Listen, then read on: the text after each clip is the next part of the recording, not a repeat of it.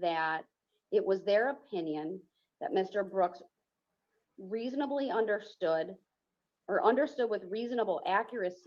Okay, and that's the standard. Essentially, that's the standard for whether or not someone is competent and able to represent themselves. You don't have to be perfect. You don't have to be a lawyer. You don't have to know the law. You just have to be reasonably able to understand the process and make arguments on your own behalf. It's a pretty low standard. See why the evaluators were there, the limitations of the confidentiality associated with that even during those evaluations, if he was being difficult, that he was nonetheless able to communicate with them. He was articulate. His remarks were coherent, fluid. At times, though, they were avoidant of questions asked. I would say this, my observations of Mr. Brooks and perception over the course of the proceedings throughout this case is strikingly similar to some of the commentary and observations by the evaluators, including even the angry outbursts that we've seen in court. The avoidance in his responses to questions. Oh my Lord, he's already starting. All right. It's time to bring the hammer down on dude here. I really don't even know where to start. I mean, obviously he's undergone, I believe he went through 4, if I'm not mistaken, he went through 4 separate evaluations to see if the elevator went to the top floor, to see exactly how many bats he has in his belfry. And all of them came back finding that he was reasonably competent. But then every time he opens his mouth, it makes me wonder if he really comprehends the English language and figure out what's going on. Trent Thorough says, yes, Nick said he's probably be streaming Brooks' trial. I hope you'll join him. He said he wanted me there. He said he would send me the link. So we'll have to see. If he streams it, I'm there. And if he does stream this, my streams will probably be very, very short, very, very limited, because I'll be all night long with Nick. So we'll see. We'll see what happens, and I'll let you know. But yes, he is his own worst enemy, even in the preliminary hearings. Listen to what she said, and listen to his objection. Not the sharpest tool in even the sovereign citizen shed. To some of the commentary and observation. She's saying he's competent. The fact that he's arguing indicates that he understands what's going on and that he has a concept of defending himself and sticking up for himself. That's what she's saying. She is saying he is a sane, competent individual. And perception over the course of the proceedings throughout this case is strikingly similar to some of the commentary and observations by the evaluators, including even the angry outbursts that we've seen in court. The avoidance in his responses to questions asked. I object to that because at the end of the day, I understand, Mr. Brooks, stop. You can object. Your objection is noted. I'm going on. This is one of the expectations that I have, is you can object. It will be noted, but you can't keep interrupting. I need to have an accurate record. Okay. So your objection, sir. See, she is in the middle of saying the fact he's making arguments means that he's smart, and that it doesn't mean he's smart. It means that he's competent to represent himself. He's like, I object to you're telling me I'm smart. He's objecting to this, but what he's also objecting to, and what he's going to say here is and the judge has all of this read. She's basically reading from a script. You know, she gets this written out and she reads it to make sure it's accurate, to make sure there's no, it's not an order. It's not a, what it kind of is. It's an order allowing this, but it's not evidence. It's the court's decision. She's reading her decision. And he's objecting that you're reading from a document that I've never seen before. Of course you haven't seen it before. She's issuing it right now, you idiot. And this is where you start to go wrong. I mean, people should be allowed to represent themselves. That is your right. That is your constitutional right to represent yourself.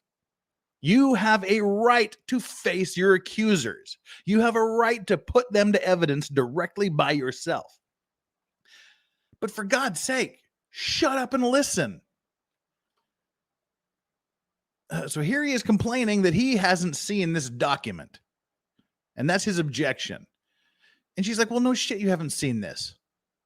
Need to have an accurate record. Okay. So you're your reading from objection, something- sir, your You're objection reading is from something noted. that I haven't been This privileged to is a read prime myself. example of some of the difficulty with Mr. Brooks. I don't think you have a PhD, He Your can Honor. be, in my opinion,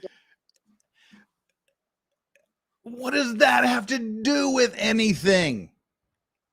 Well, forget speaking over the judge, Mads. I mean, what does this have to do with anything? I object because you're reading your order that I haven't seen before. Of course you haven't seen the order. It's being issued now. And then he goes on to say, well, well, let's let him say it again. I think it's just funny. Somehow he goes from, I object because I haven't seen this document, and she just says, see, this is it. You have to, shut up and listen. example of And some he of the says, difficulty with Mr. Brooks. I don't think you have a PhD, Your Honor. I don't think you have a PhD, Your Honor. What in God's name does a PhD have to do with anything involved in this case whatsoever? In fact, I'm trying to think if I know a single lawyer on planet Earth that has a PhD that I know. I mean, there are some, few, but there's some. I mean, relatively few. I know personally no lawyers that have PhDs, and if they do have them, they haven't told me. There's LLM. You get your JD, your Juris Doctor, not your Doctor of Philosophy, the PhD. You get your JD, your Juris Doctor. When you graduate from law school, you can get an LLM, which is the Master of Laws, which is sort of like a postdoctorate thing. But then there's also this weird thing, and I've been doing this law thing for 27 years, and I can't even remember what the highest law degree is called.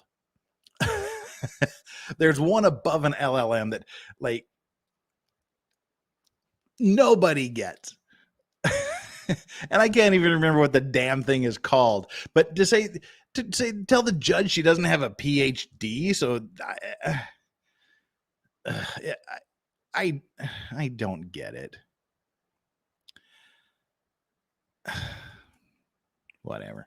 Can be just, in my opinion, deliberately disruptive, but nonetheless, he maintains being competent at the most basic level in order to present a defense on his behalf. Object to that.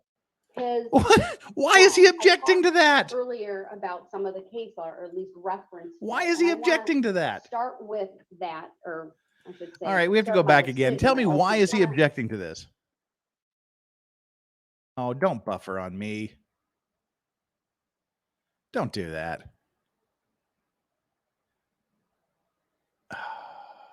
On his There we go. behalf. Object to that.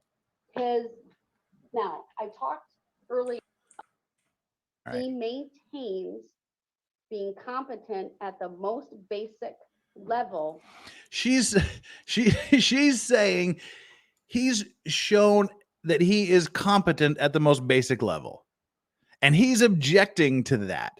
She just said he has the what he's doing, and see, this is what I mean by he's not. I don't think he's all there upstairs. Well, if he is, he doesn't understand that she's complimenting him.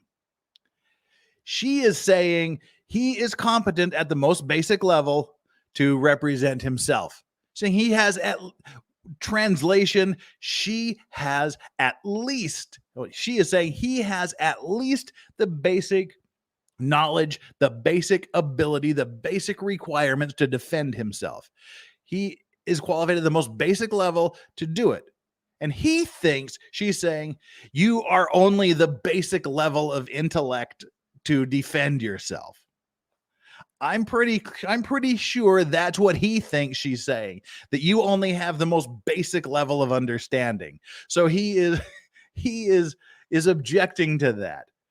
She's saying you're at least this smart to do this, so you get to represent yourself. She thinks he's saying, well, you're just a basic stupid idiot. And he objects to her saying that he has the minimum level, at least the minimum level of competency. And the fact he's objecting to it makes me wonder, does he really have that basic level? Deliberately disruptive, but nonetheless, he maintains being competent at the most basic level in order to present a defense on his behalf. Object to that. Now, I talked earlier about some of the case law, or at least referenced it, and I want to start with that, or I should say, start my decision, my ultimate decision at this point with the case law. Now, this is what I like about her. She doesn't have to do this. She doesn't have to go through all of the case law she's going to recite. She doesn't have to go through with this. But not only is she doing it, she is saying it very, very slowly in very, very simple terms, as simple as she can make it. So possibly he can understand, but of course he doesn't. he doesn't. Oh Lordy. Oops, I just boomered there. I was clicking the wrong window. The Sixth Amendment guarantees a mentally competent defendant the right to represent himself in a criminal trial, no matter how foolish that choice may seem. And again, she's reading from case law. This is something another judge wrote however many years ago this case was. And as that's the old legal adage, anyone who represents himself has a fool for a client. And there's other judges in past cases that are saying, all right, you have the right to do this. As stupid and foolish as it is, you have the right. And again, he totally misunderstands what she is saying. The Sixth Amendment guarantees a mentally competent defendant the right to represent himself in a criminal trial, no matter how foolish that choice may seem. This is a quote from Beretta versus California, found at 422 U.S. 806. The quote is from Imani versus Pollard, and the court in that case went on to say the following: the constitutional right, quote, exists to affirm the dignity and autonomy of the accused and to allow the presentation of what may, at least occasionally, be the accused's best possible defense. That's Imani versus Pollard, quoting the McCaskill case. A judge may not deny a competent defendant's timely invocation of his right. Don't say words like invocation. He won't understand.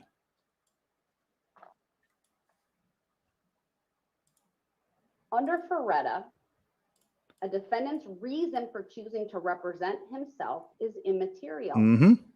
Defending pro se will almost always be foolish, but the defendant has the right to make that choice for better or for worse. Pro per. Oh, God.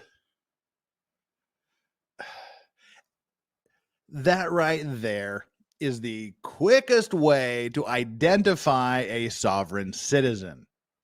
Sov sits, and again, I haven't deep dived. Meme raid. Hey, welcome, memers.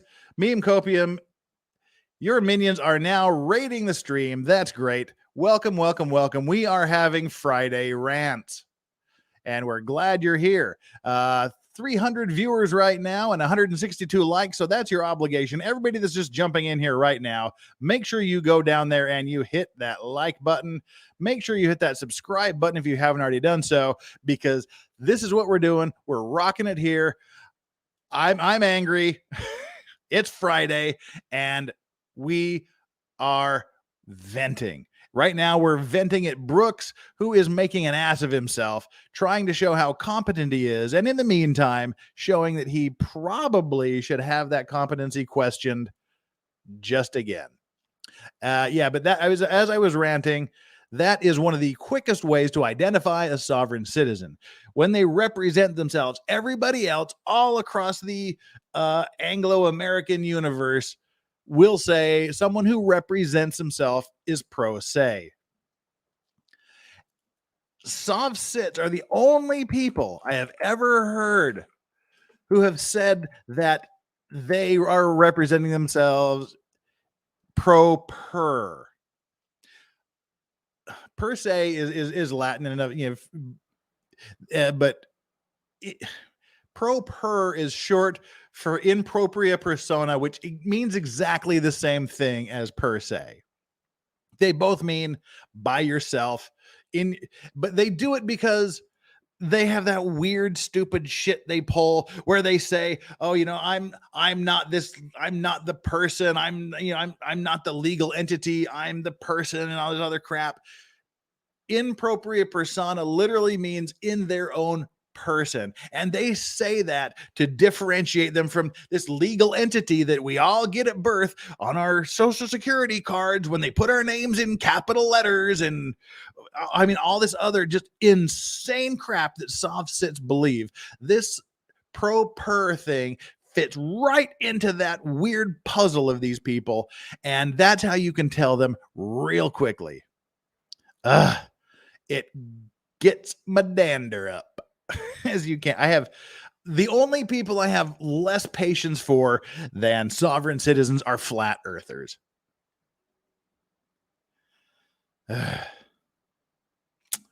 All right, let's get back to Mr. Pro Per, who, and again, and he doesn't understand anything. A Sov Cit will never admit to understanding something. They will always say, I don't understand, I was informed. And this munch here, he pulls that a lot in the next 8 minutes. So let's watch him be an idiot. Like, subscribe, and do all that other stuff. Let's rant. Wisconsin, just like in Ferretta, the court recognizes his right to represent himself. What this court needs to determine is whether Mr. Brooks is making a decision competently, freely, voluntarily, what we refer to in the case law as a knowing and voluntary waiver. That is why the court went through the advisement of the charges. Okay, and this is an interesting thing that is strange to me. I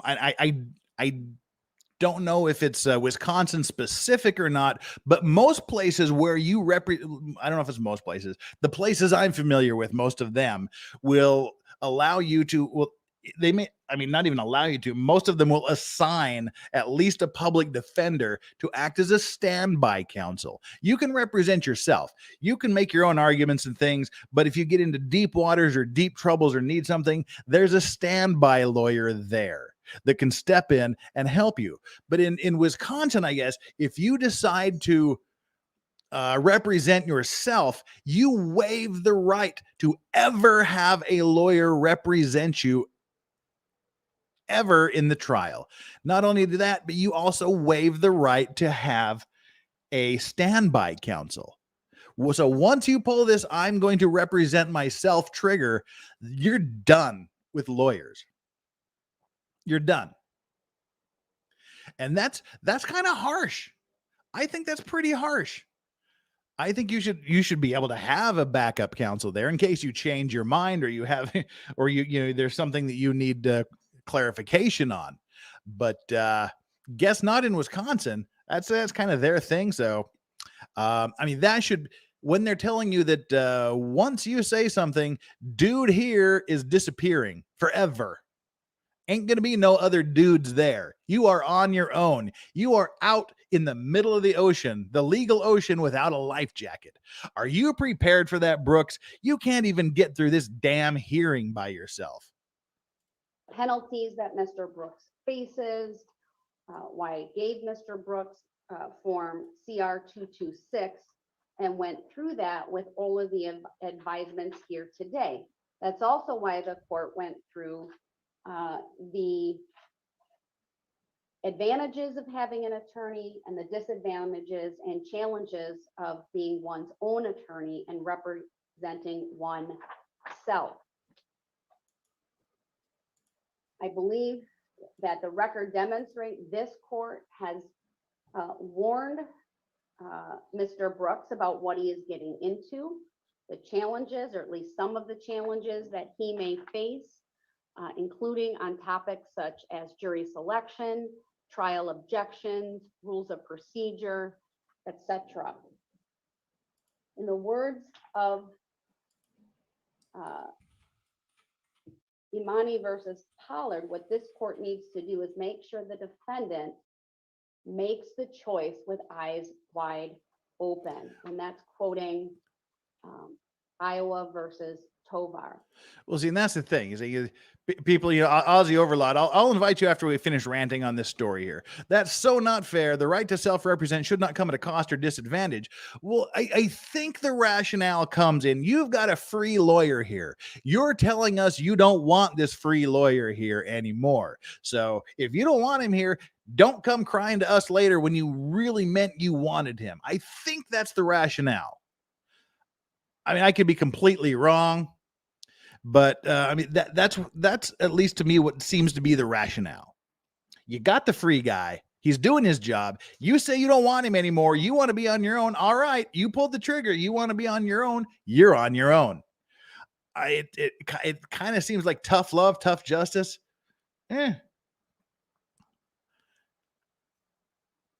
Well, with that in mind, let's continue here. We'll get to the super chats here in just a minute. Hang tight, super chatters,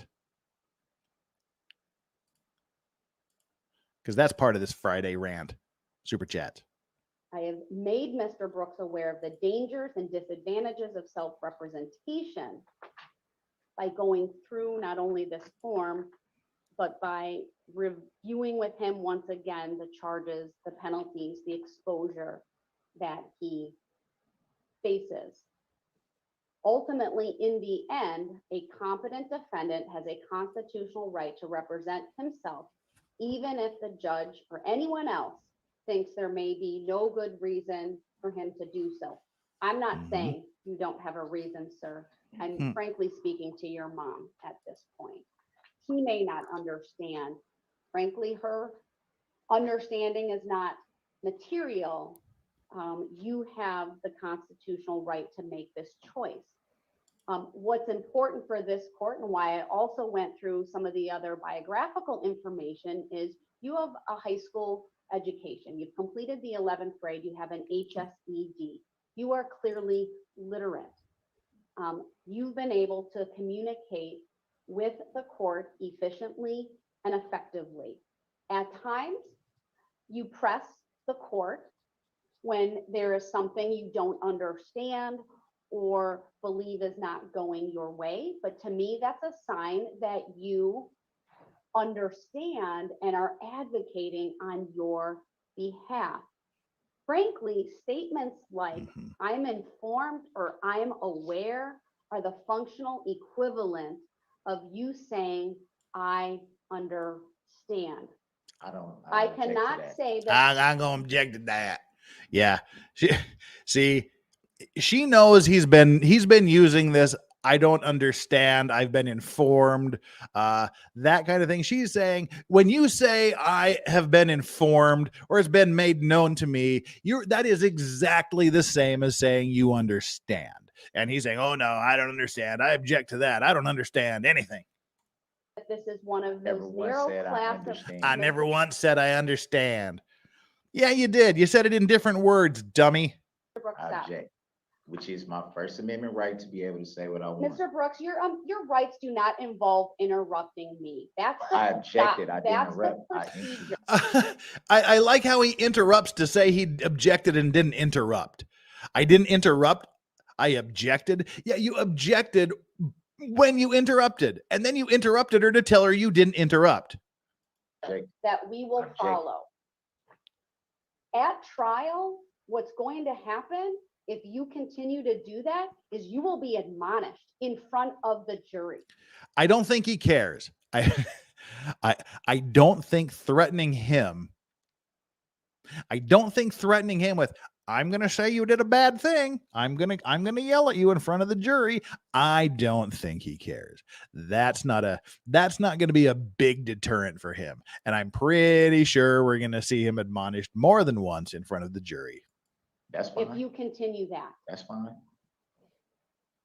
Like I said, this is not one of the narrow class of cases in which a defendant may not be competent to represent himself, because there's no evidence before the court to suggest he has a severe mental illness, which is why, of course, I looked at the NGI evaluations, because that is competent, recent information That has before no this relevancy. court regarding his mental status.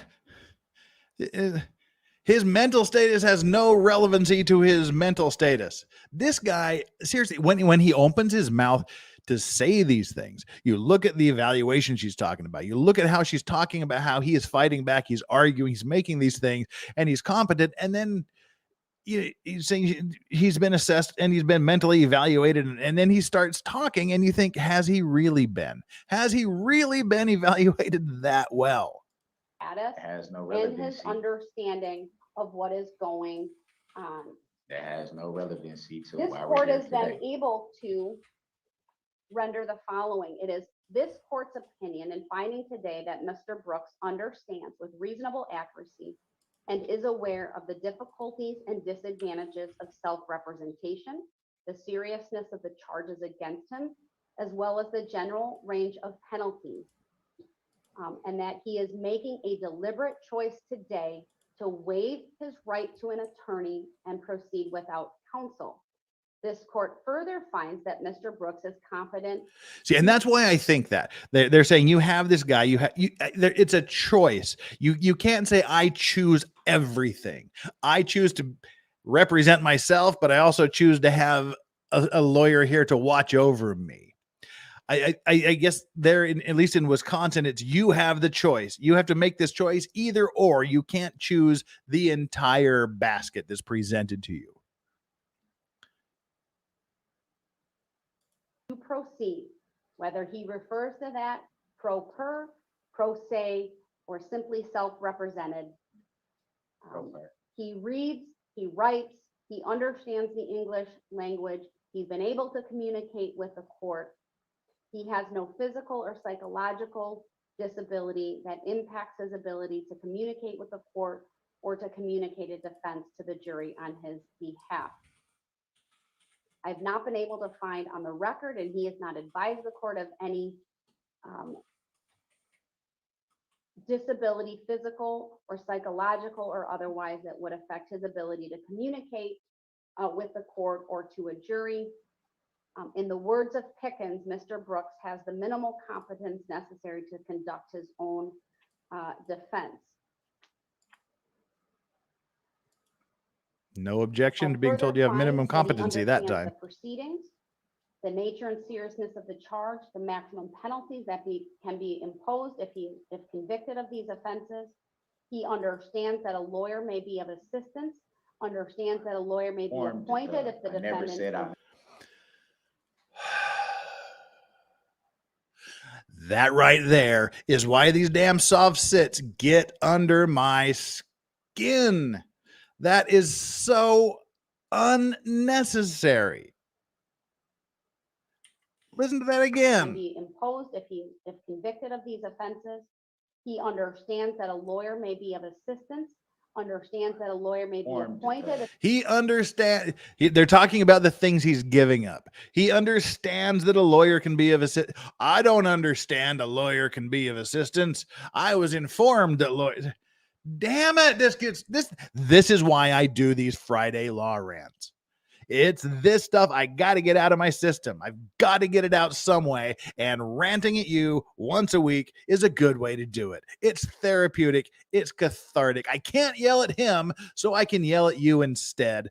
Thank you for absorbing. Indigent and understands the disadvantages of self-representation. Everyone said I understand. He is voluntarily and freely waived. And I like how she's just like, I'm done with him.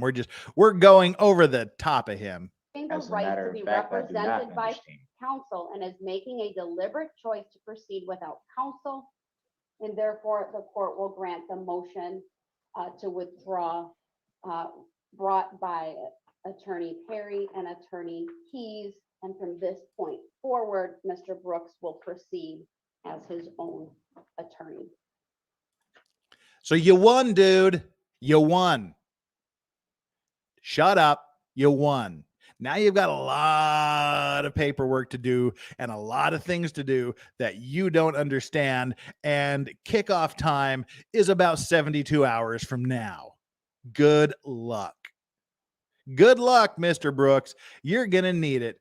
And take as long as you can at trial, because you've got a special cell waiting for you for the rest of your life. And then you have a special fireside seat in hell when you die.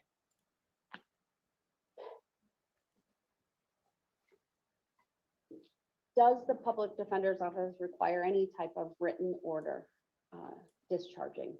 No, All right, the minutes on CCAP will be sufficient. yeah, that's fine. All right, if there is the need, just simply file an order under the local rule. And I'll Like, do you certainly guys need review an it. order for ordering you to release you? Anything Like, else, now we're good. We're just going to you need walk. From me today before I continue with this hearing. From us, No, from Attorney Perry and Attorney Keith.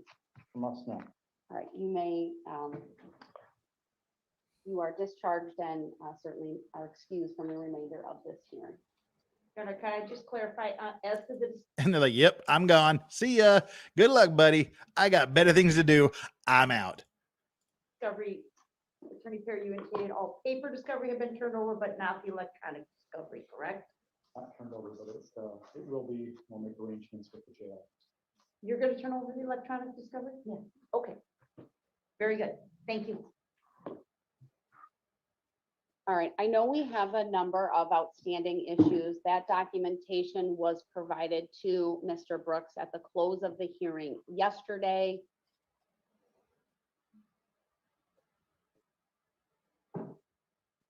Mr. Brooks, are you in a position to respond to that so that the court can? See, they give him a bunch of stuff. I don't know what it was, but they give him a bunch of papers, and now he gets to make his comments or makes his arguments against whatever pages or explanation of whatever the hell they gave him. Now he gets to say something. Do you think he's prepared? Do you think he's ready?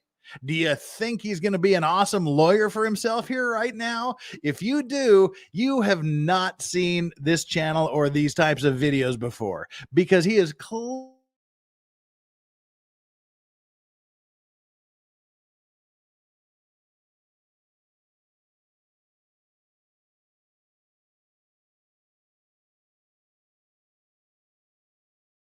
Outstanding issues today.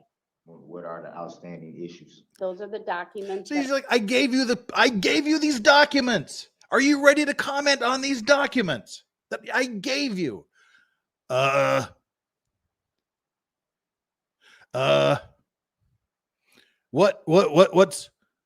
What's on the documents? All right, I don't know how much we missed. Yeah, it's being a little bit squirrely here tonight. But yeah, so I don't know how much of it you missed, but he's arguing the judge gave him a bunch of papers. The judge, yeah, I'm just kind of guessing at how long I was paused. So yeah, they gave him a stack of papers and said, now, are you ready to discuss those things in the papers? And he says, what's in the papers? And she's saying, the papers I gave you, pal. So now he's just being an idiot again, a bigger idiot than he was a few minutes ago. This is her again saying, did you read those papers and are you ready to comment on them? And he says, well, what's in the papers? Are you in a position to respond to that so that the court can address those outstanding issues today? What are the outstanding issues? Those are the documents that I Idiot. gave you yesterday. The ones that I already had? I don't know whether you had them or not, but I specifically gave you all of the pleadings that had been filed from the motion to withdraw forward. He That didn't was understand a provided to you damn thing you yesterday. just said. So what are the issues? Are you prepared to address them today, sir? What You are- have two options, sir. We either address them right now, or I have to come back yet before the trial or decide all of them on the morning of trial, and I'd rather not do that. That might be the way to go, because I don't know what issues you're referring to. So you didn't read any of the paperwork that I gave you? I think, Your Honor, that you should understand my position in the jail, that I'm not awarded adequate time out of my cell to get a lot of things done. I'm in jail. I don't have enough time to get things done. What the hell else are you doing in jail? You literally have nothing else to do. You're in jail. What do you got? Fucking pressing social engagements to get to, pal? You got a night of the opera? What's the... You're in a jail cell. You're locked down. You are in a room with no exits. What do you got? You got nothing but time, pal. And she knows it. This, I'm in jail, so I didn't have time to read the papers. That pisses me off. He's just being a dick. He's being a jerk of the highest order. There are a lot of things that I have to go through with Mr. Brooks, just receiving the Mr. paper Brooks, discovery. All right. Yeah. So she's like, Mr. Brooks, you're out of here. Shut up. You're gone. You're done. Now, all right. We got some super chats that built up during that thing. Let's address these super chats. Jeff doesn't understand how hard it is to be someone's girlfriend. Yeah, he's got obligations. He denies the obligations and the alligators. I don't. Lord have mercy. All right. Now, super chats and starred messages. Paul Farrell, thank you so much for your super chat. I want him so badly to say the victims were impeding his right to travel. Oh, God. Yeah, that's the other super soft citizens. You know, I'm a traveler on the land. Are you stopping me, officer? You're impeding my right to travel. Yeah, the cop is impeding your right to travel. What the hell are you going to do about it, Mr. Soft Sit? Go ahead. Those are there's only two kinds of these sovereign citizen loser videos that I like. One type is when they do things in court and the judge just smashes them, just crushes their arrogant, stupid, idiotic arguments. The other kind of sob citizens I like, the sob citizen videos I like, are the ones that go something along the lines of, can you show me your license and registration, please? I do not consent to joinder. I do not consent to joinder. Step out of the vehicle, please. Are you impeding my right to travel? I am a free man traveling on the... Those are my favorite videos. Anything where it involves an officer breaking windows and tasers. I like those soft sit videos.